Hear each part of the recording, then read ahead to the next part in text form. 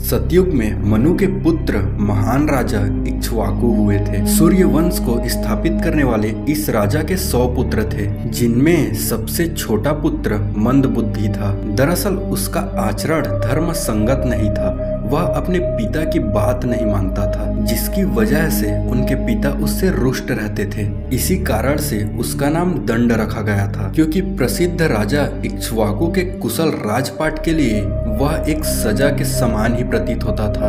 अपने पुत्र के ऐसे आचरण के चलते राजा ने उसे खुद से दूर कर लिया, जिसके लिए उसे विंध्य और शैवाल पर्वत से घिरे पूर्व मध्य भारत का शासन सौंपा गया था। वहीं राजा ने शुक्राचार्य को दंड का गुरु बनाया, ताकि अपने पुत्र को किसी कृत्य के चलते भविष्य में किसी परेशानी का सामना ना करना पड़े। उसी दौरान अपने राज्य मधुमंता में स्थित शुक्राचार्य के आश्रम में जाकर दंड ने शास्त्रों का अध्ययन करने का निर्णय लिया। उस सुंदर आश्रम में गुरु की रूपवती कन्या अर्जा भी रहती थी।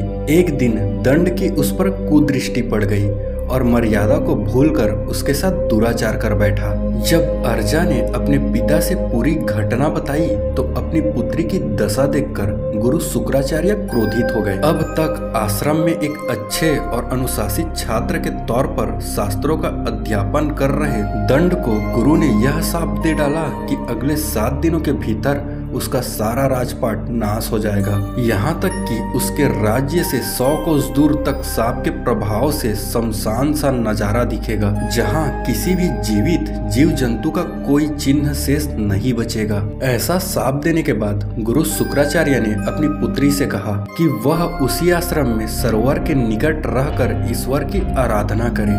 जो जीव इस अवधि में उसके निकट रहेंगे वे नष्ट होने से बच जाएंगे। और इस तरह महान सूर्यवंशी राजा इक्ष्वाकु के पुत्र दंड का सामूल नाश हो गया। जिस राज्य में कभी सुख संपन्नता की धारा बहती थी, वहाँ 7 दिनों के बाद शमशान जैसा सन्नाटा पसर गया, जहाँ कुछ समय पश्चात ऐसा घना जंगल उत्पन्न हुआ जिसके भीतर सूर्य भी प्रवेश नहीं कर सकता था। इसके बाद से ही उस स्थान का नाम दंडकारण्य पड़ गया। इतिहास में इस स्थान का कई जगह वर्णन मिलता है। दंडकारण्य में रहने वाले लोगों को दंडक कहा गया। ऐसा माना जाता है कि त्रेता युग में इस जंगल से गुजरकर विंध्य पर्वत पर योगियों को तप करने के लिए वंचित एकाग्रता की प्राप्ति होती थी, जिसके लिए इस वन में उन्हें पहले कई तरह के असुरों और राक्षसों का सामना करना पड़ता था। वहीं अपने वनवास के दौरान श्री राम ने माता सीता और भाई लक्ष्मण के साथ इसके आसपास के क्षेत्रों में भी वास किया था।